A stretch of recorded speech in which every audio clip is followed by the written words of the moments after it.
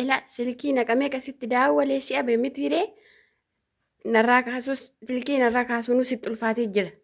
Dhugaa rabbiiti kana booda egaa siifaa bal'atu ishii atillee birrii 5,000 mitiiree siifaa bal'atu hundisaayyuu. Ankana ala silkii narraa kaasii birrii ishee haftillee naayisii alaraa kee biyyallee nan galchiin. Yankanaan ala immoo dhugaa rabbiiti kunoo qopheeffa'een jira viidiyoo kana ilaalla dhugaa rabbii. Kunoo ilaalla'uuti har'a galgala kana dhugee hin bulu taanaan immoo na agarta bora ishii na agarta.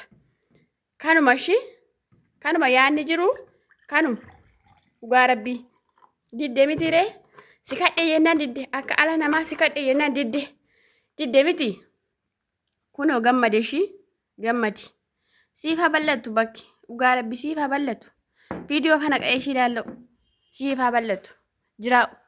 Dhugaa rabbii atillee maal akkuma hunduu barbaadde malee birriin 3,000 guddaa ta'e miti innati biyya akka malee itti nagalchaa jirtus yookiis birrii kanatu guddateetu hin taane akkuma ni du'uu barbaadde. Kanaafiyyuu anis kana booda kunooti dhugaa rabbiiti bakka siifis haa bal'atu jireenya gaarii siifaa ta'u nagaan turi. Okay, viidiyoo kana hundi keessan baga argitanii obboleessi ishee takka illee jira obboleessi ishee takka illee ergeefii jira gaafa isheen duute illee anumatu viidiyoo ishee isin maxxansaa gaafa isheen biyya galte illee anumatu maatii isheef illee maxxansaa jechuudha. Tokkoffaa maaliif akka isheen biyyarraa ufte amanatti himanii jiran isin galee maaliif akka isheen biyyarraa ufte gaafa dura maannaan jette namoonni tokko osuma waa'ee viidiyoo kiyyaayyuu addan baafatiin waan kun dhugaamoo akkami akka jedhee koomentii namucayyuun tokkomoo akkami akkas jettee naa barreessite jedhama. Warri isin hin galle viidiyoo jalqabaa deemaa dhaggeeffadhaa malee waan kun akkami itti hin gaafatina. Okay, jalqabaa isinii kaasa. Ani garuu dubbii jalqabaa icciitii baasuu hin barbaanne. Tarii yoomchitti kun diggata waa of gootee booda Oromoo akkana wal godhe kanaayyuu fira akkana wal godhe akka isin naan hin jenneef. An duruma himadhe. Oromoo fi Oromoon biyya arabaatti akkas wal goote biyyatti illee akkasi namni caa nama gorsaa oolu hin jiru. Haa ta'uuti mucayyoon kun anaaf fira. Kaa hubachuu qabda mucittiin kun anaaf fira. Aniif isheen fira tokkodha. Garuu halagaatummoo natti ishee bite. Yeroo tokko yaadattoo ta'e viidiyoo isin hojjedheen ture qabeenya kiyya namni akkasitti abbaan manaa kiyya akkasitti irratti fuudhee qabeenya kiyya akkanaan badee mucayyoon tokko biyya arabaatti galte jedhee viidiyoo seenaa sana keessa galuu hin barbaadu. Baay'een keessan seenaa kiyya beektu. Har'aanii abbaan manaa irratti fuudhee maal jedhee miidiyaa irra bahee boo'uu kiyya miti. Seenaa kiyya duraanuu sinitti himee jira. Garuu mucittii kana immoo kan natti bitee ergee intaloo sanadha. Niitii isaa jechuudha. Amma icciitii isinii baasuuf deema maaliifi booda gaafa mucittiin kun waa tokko taate akkamitti akkas ani koo nama anaaf fira jedhee ishee fide malee nama halagaa sana irraa qarshii nyaattee akka ishee oftee ajjeeftu gonkumaan beekone. Guyyaa tokko maannaan jette biyya jirti mucayyoo tokkotu biyya arabaatti galeera. Namni qoricha qopheessee fi nyaatatti kennuufiif jedhee mucayyoon sun dhufuu diddeette. Isinii galee osoon dhufiin biyya arabaatti deebiteette. Namni biyya arabaatti galee namni biyya galee yeroo sana immoo deebi'e ana. Waggaa 5 dura naan jette. Ani uguma sedheen gowwaan kee waliin haasa'a. Akkasii ammoo mana sana dhaquu diddee moo maaf immoo qoricha kennuufi maalii ammoo hin jaan ishee wajjin haasa'a. Ishee waliin kolfee haasa'a. Edaa isheen anaan jetti. Anaaf naan galle. Mana abaloo baluutti waamamtee hafteetti. Mana sana immoo galgaladha. An dhuguma rabbisinitti. Namoonni nama fira jettanii fira irratti of gattan. Kanaaf icciitii isinii baasa malee waa hundaa bira darbee jira galata rabbiiti. Galgala guyyaan sun biyya arabaatii galaa baga galtee kootu kabbe mana keenya jedhanii na waamani. Ani immoo gaafa sana bakka biraa deemuufi. Lafa wayii namatu biteera isa maqaa kiyyaatti naanneeffachuuf deemuuf siruma yoo hin galee qabeenya kiyya maqaa kootti naanneeffachuuf ka biyya galee jechuudha yeroo sana. Anoo achi deemaa jedheen achi deemaa kanaafiyyuu yeroo ufuun qabuun jedheen hafe akka boruu isaa immoo akka guyyaa 2-3 bulee bakkuma sana guyyaa 2-3 bulee achi booda immoo Finfinnee deemee achumaan barari'ani. Namittiin tikeetti sii kuteera gaafa kamisaatti sii kute kootu naan jette. An isa dhugaa isinitti himaa eega. amma namni tokko ajandaaf waan haasa'u ifa itti fakkaachuu danda'an dhugaa rabbiin kun argusini ani ko ajandaa qaba seenaa ijoollee irraa haasaa oola malee ajandaan kiyya waan kashara akkasii kana jedhee yaadeen beeku garuu morgi isheen natti dhufte akka isin firarraallee of eeggattanii fi bara halagaa bichaarraaf hin eeggatin asiniin jechuuf ani akka carraa ta'ee gaafa kamisaa nin barrare jechuudha ani maatii kiyyatti ganaa deebi'ee galaadha malee achirraan bararaa miti isheen maannaan jetti namni sun guyyaa akkasii qoricha qopheeffamee fiitu aquu diddee achumaan barrarte intalli abaluu jette gaafa itti taa'ee yaadee ilaalu intalli abaluu sun iyyuu bara sana keessa miti kagalte ka bara sana gale ana mana sanatti illee kan waamame ana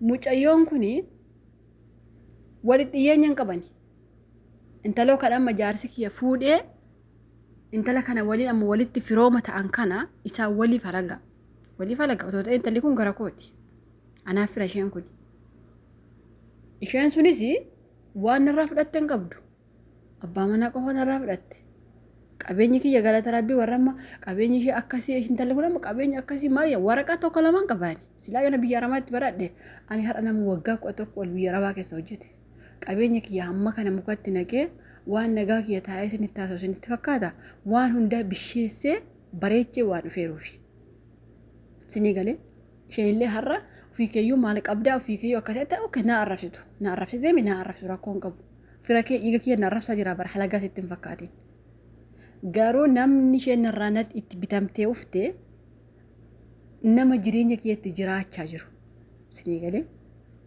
osoo ta'ee waan mucittiin keessa abbaan manaa kee akkasitti sirratti fuudhee akkasitti qabeenya kee akkatti nyaatte jettee kan natti himuu malte ishee marraayyuu qarshii nyaattee natti bitamte yoo ati ishee achitti naa ajjeefte waan ati barbaadde sii godhaa akkasitti bitamtee ufte beeki gaafa ati asuftu immoo waan ati feete sii guutaa jettee akkaataa kanaan bitamtee ufte eessaa fiddee naan jechuu dandeessu guyyaa tokko viidiyoo kana gadhumaa dhaggeeffadha an dhugaa rabbi seettim guyyaa tokko mucayyoon kun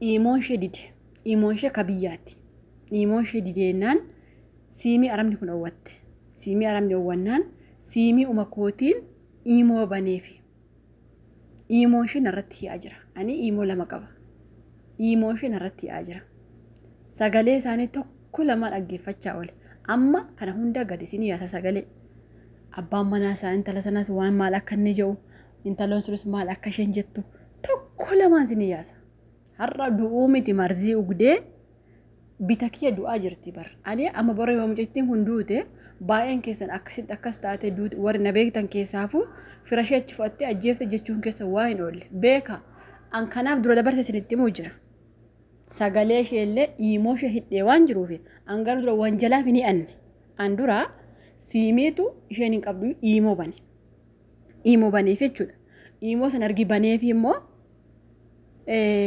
walitti hi'een imoo walitti maaliif haala ishee argee jechuudha sagaleen isaanii tokko lamaan imoo ishee keessaa waraabaa jira jechuudha kana hundaan beektu mucaan kanaaf kanan qarshii kiyya ishee gaafadhe har'a mucittiin kun kilooroksii ugdee du'uu miti osoo albee morma ofiitti dirtee wanta duubatti deebi'uun qabu baay'een keessa warra beektan viidiyoo kiyya geeffatanii keessaa illee oftanii dhiisii namni maas siin jedha dhiisii namni akkama siin jedha namni achi geessite akkas taate inni isheen sagalee ishee ani waraabe inni osoo ajjeesii dhufiin ka isheenoo biyyan gala jetti jedhamee sagalee walii ka'amaa jiru maal sinii balleessan maal sinii baddale keessan itti jiraadhe moo keessan fudhe moo maaltu badi ani ko gaafa isheen deemte jireenya kiyya diigdee agixee itti heerumte iyyuu ani abbaa manaa dhabe ani maalii dhabe jedheen beeku miidiyaa kanarraa na beektu ani garuu qabeenya kiyya qofa aboon barbaadu inni immoo waan maqaa kiyya ta'eef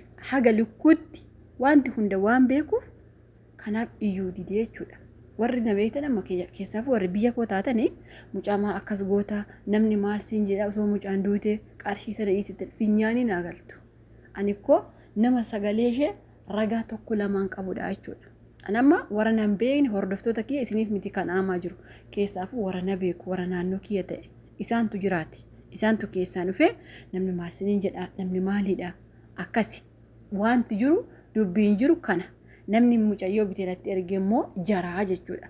Mucaan anaaf fira taatee qarshiif immoo anaaf halagaa taateetu qarshiif immoo fira taatee jechuudha. Qarshiitiin bitamtee ufte. Namni mucittii kana fide immoo ana mataa kooti. Si galee rakkadhee haga qoraan gurguru gahee jireenyi biyya natti hiphattee hadaraa maaloo na fudhu irra rakkadhee of jijjiira jettee natti boosseennan qarshii kiyya tokko lama jedhee 3,500 biyya kanaa baase. 2,000 immoo yeroo isheen biyya jirtu natti ergiraaf jechuudha. Haqqii kiyya fudhachuu jira malee amma namoota tokko maal jettani?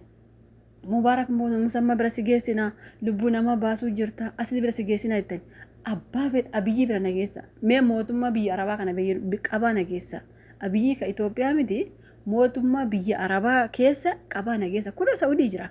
Bakka jirullee lookeeshinii isin erga. Baay'een keessan ka keessan uftanii maraattan jechuudha. Hin beeka isinillee ka garantaloo taatan. Isin beeka hin beeku isin ittiin fakkaatin. Tokko keessa ni beeka.